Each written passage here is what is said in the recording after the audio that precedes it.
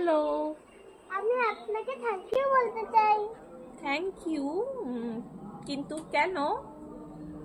আমার থ্যালাসেমিয়া আছে তো, প্রতি মাসে তোমাদের মতো দাদা দিদিরা আমাকে রক্ত দিয়ে সাহায্য করে, কিন্তু আমি তো জানি না তারা কারা, তাই আমি সবাইকে থ্যাংক ইউ বলি। So thank you. ও আচ্ছা, বাট মানে আমি তো কখনো ব্লাড ডোনেট মানে রক্তদান করিনি। ও, কিন্তু কোনো ব্যাপার না, নেক্সট টাইম করে নেবে। Bye bye.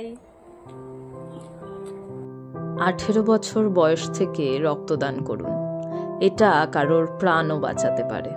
এর থেকে দুর্বলতা আসে না।